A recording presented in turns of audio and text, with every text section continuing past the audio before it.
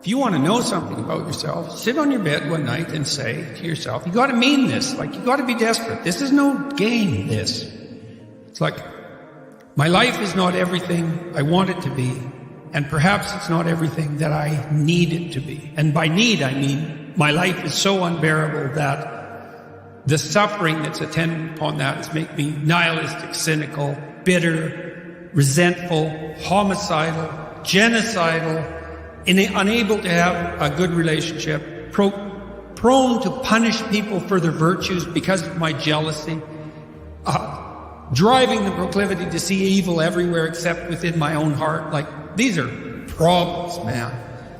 And you ask yourself, you sit on the bed and say, okay, man, I'm ready to learn something. Like, what's one thing I'm doing wrong, that I know I'm doing wrong, that I could fix, that I would fix?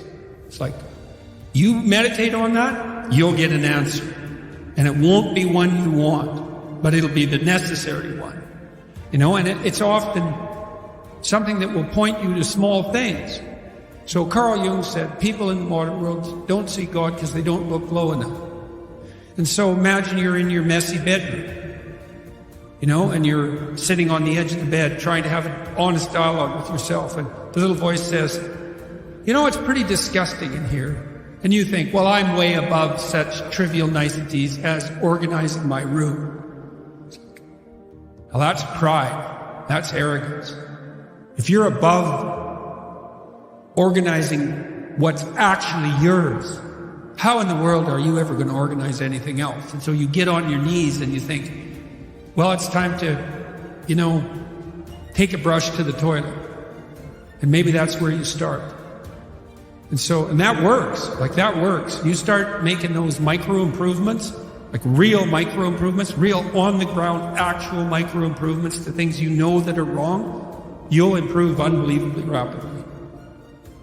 The way you pay for your privilege is with your virtue. I mean that most particularly.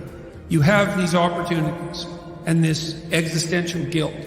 And the way you expiate that and atone is by doing your best to live the best possible life you can manage, to speak the truth, to treat people with respect, to abide by the principles of the dignity of the individual, and to put your house in order.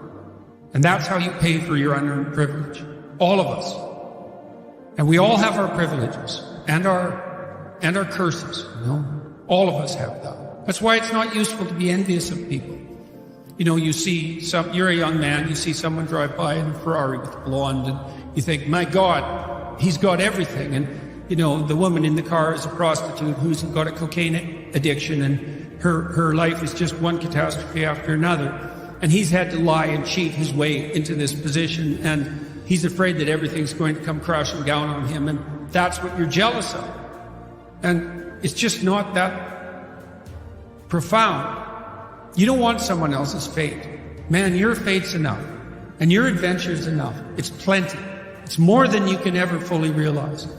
And so that's also part of the reason that we all believe that the individual has some intrinsic dignity. It's, don't be so sure that your position in your room is so damn trivial. It might be your attitude towards it that's trivial. And if you're in dire straits and dire circumstances, just look at how much opportunity you have to make things better. So, not that it's easy. You don't even want it to be easy. You know? So, make a plan, man. So when I was doing my clinical work, which I did a lot of career work with my clients, both at a beginner level, I would say, like really a beginner level, with people who had no employment whatsoever, no history of employment, who were undereducated and who lacked every skill you could possibly imagine. So these were people who were really in dire straits, up to people who were operating at the top of their profession, but who could still strategize forward. And so, for example, let's say you're at a dead end in your job. Okay, so I don't find my work meaningful. All right, so that's a problem statement. It's like, well, why not? I find the work I do repetitive and boring and without spirit. I have a bad relationship or a neutral relationship with my boss who doesn't know who I am. I have problems with coworkers. All of that needs to be differentiated, right, and analyzed in detail. So we might say, for example, let's say you believe that you're undervalued at work. and maybe you are. What you need to do is you have something to say, and we would have to figure out what it is that you have to say. But it would be some variant of, I'm bringing more value to the table than I'm being compensated for, and that's demoralizing me. And it's also not good for you being my boss, because if I'm actually more valuable than is being recognized, then the fact that you're not valuing me properly means that I will become demoralized, I won't work properly, and you won't get the best out of me. So it's bad for both of us. And if your boss is in principle not amenable to such a discussion, then what you should seriously consider doing is finding another job. Okay, so let's say we're going to set you up for this. Okay, this isn't like next week's enterprise, man. This is your life. So the first thing I would ask is, well, do you have your resume or CV in order? Well, I haven't typed it up for 3 years.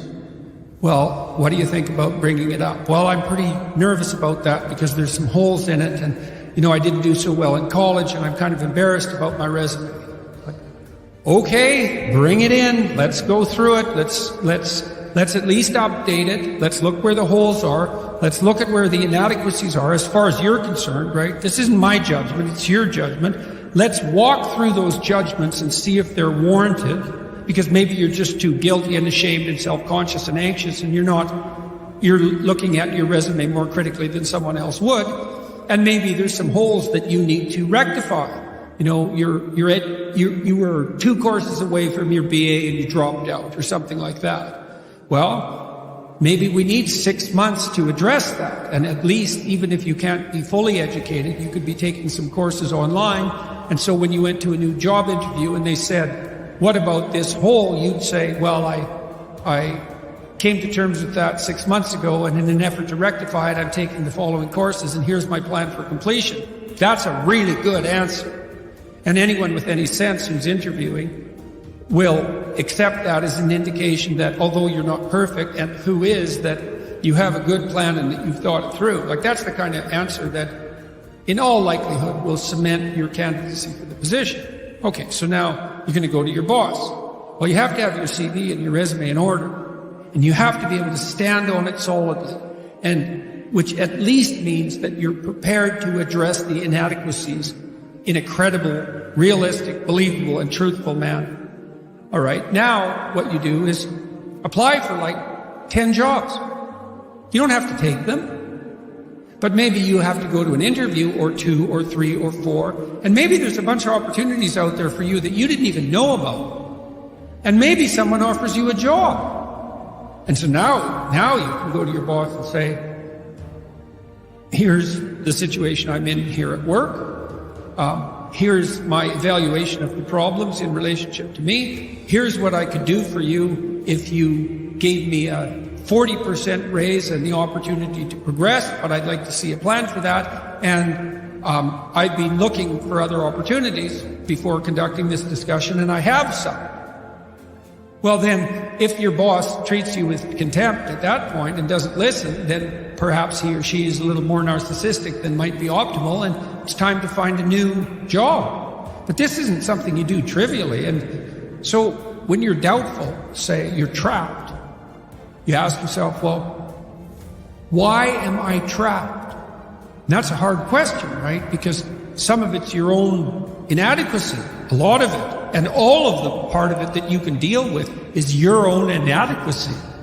So even if it's unfair, even if you're hemmed in for any number of reasons, inappropriate, like ethnically predicated oppression, let's say, or maybe you're in a workplace that really is sexist in some fundamental sense. Well, that's not good. It's not just. It's not fair. It's not meritorious. All of those things. And maybe you shouldn't be there. But what you can do to begin with is every bloody thing you possibly can do to put yourself in the most virtuous and powerful negotiating position possible. And you have to think like a snake in some sense to do that. You got to get the details right. You have to be prepared to bite, and you have to have your eyes on the prize, so to speak. And people aren't taught this sort of thing ever, really. They're not taught how to negotiate. They're not taught how to goal set. They're not taught how to conceptualize appropriate success in some broad sense. In some sense, that's what the humanities are supposed to teach people. So...